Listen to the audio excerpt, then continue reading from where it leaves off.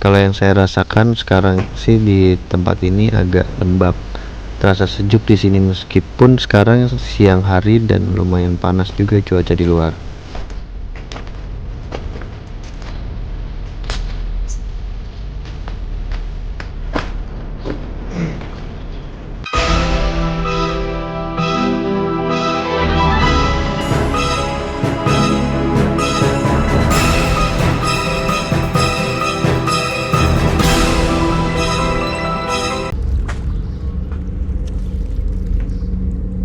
Jadi dulunya tempat ini kayak lorong-lorong penghubung gitu kayaknya.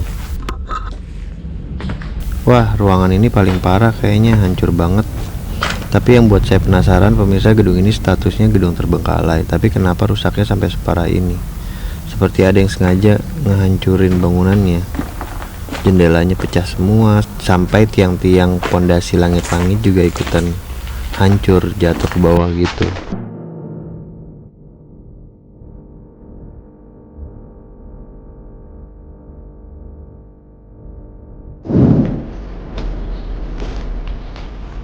Kalau yang saya rasakan sekarang sih di tempat ini agak lembab, terasa sejuk di sini meskipun sekarang siang hari dan lumayan panas juga cuaca di luar.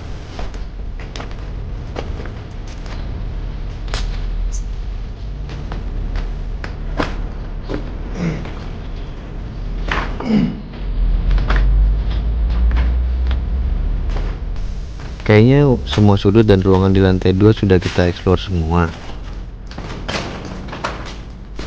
Jadi kita balik lagi ke lantai 1. Kayaknya kita belum explore yang di sana pemirsa.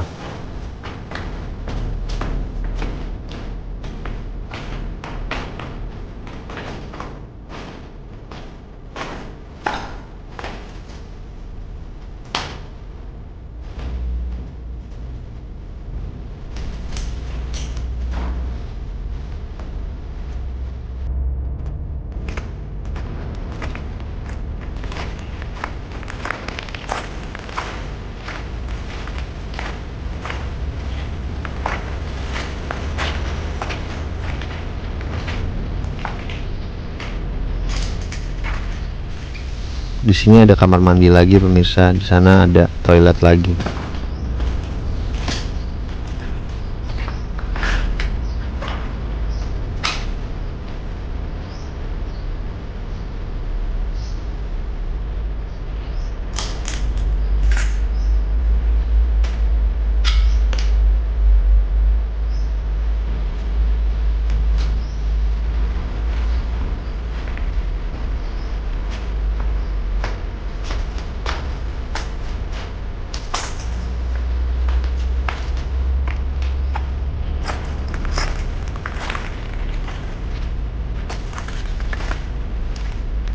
Oke pemirsa, konon katanya kira-kira begitulah eksplorasi saya di gedung TKI Terbengkalai ini. Tempat yang cukup seram juga karena gedung ini punya banyak kisah tragis dan memang dikenal angker. Cukup buat saya merinding, tapi mitos-mitos penampakan tidak saya temui. Untuk itu penelusuran tim konon katanya cukup sampai di sini.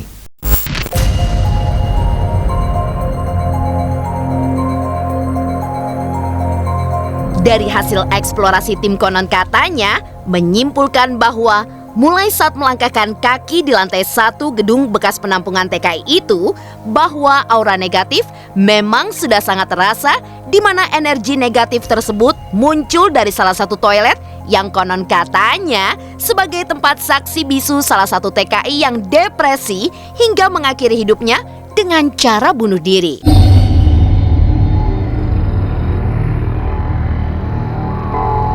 Tak jauh dari tempat tersebut ada lagi toilet yang tak kalah suram, di mana kondisinya yang sudah hancur, yang tentunya kian menambah kesan angker. Apalagi ketika mundur ke belakang, bahwa tempat tersebut merupakan tempat di mana ditemukannya sosok bayi yang baru lahir, di mana dibuang oleh orang tuanya di dalam kloset, hingga menggemparkan seluruh penghuni asrama kala itu. Tak hanya di lantai dasar pemirsa, lantai 2 bangunan tersebut juga menghadirkan energi metafisika yang sangat kuat. Bahkan dari anak tangga pertama, tim konon seolah sudah merasakan kehadiran sosok gaib penjaga tempat tersebut.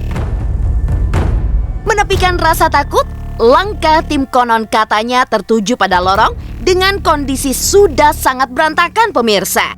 Dari lorong tersebut itulah tim konon katanya melihat ada ruangan yang dulu digunakan sebagai asrama atau tempat tinggal para TKI sebelum dipulangkan ke kampung masing-masing.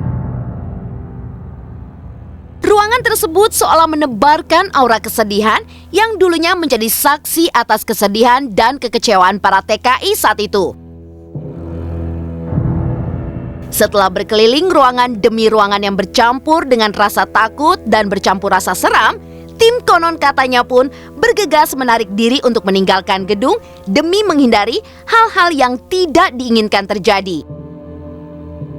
Namun, meski dirasakan energi metafisika yang cukup besar, tim konon katanya tidak menjumpai adanya mitos sosok perempuan berbaju merah yang konon katanya sering menampakkan diri pemirsa.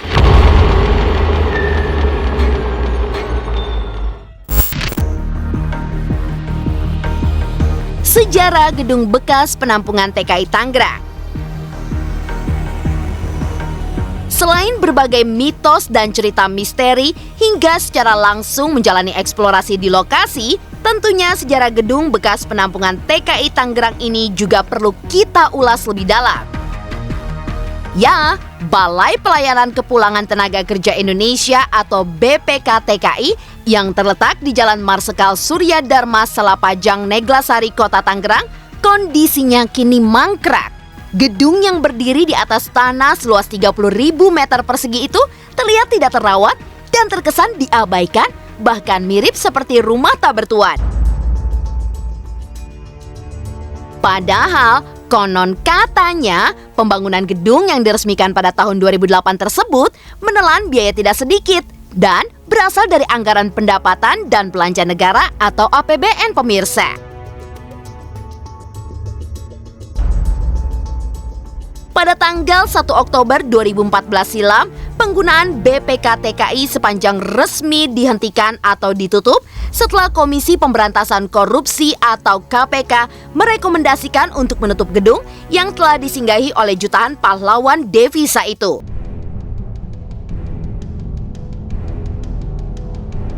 Setelah pelayanan TKI bermasalah, dipusatkan di Use Common Lounge Terminal 2D Bandara Internasional Soekarno-Hatta, gedung yang berdiri di atas tanah milik PT Angkasa Pura II itu konon katanya kini sudah tidak lagi diperhatikan. Salah seorang warga di sekitar gedung itu mengungkapkan di mana sejak awal tahun 2015 lalu, gedung tersebut diketahui sudah tidak lagi dijaga, hingga tidak ada lagi aktivitas di dalamnya pemirsa.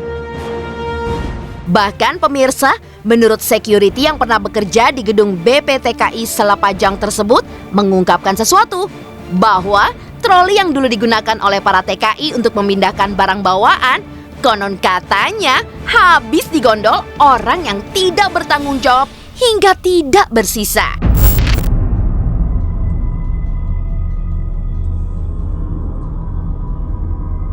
Dan itulah rentetan tempat-tempat penampungan penuh misteri yang berada di sebagian wilayah di Indonesia, di mana menuai cerita horor hingga menceritakan mitos-mitos yang dipercaya oleh masyarakat setempat.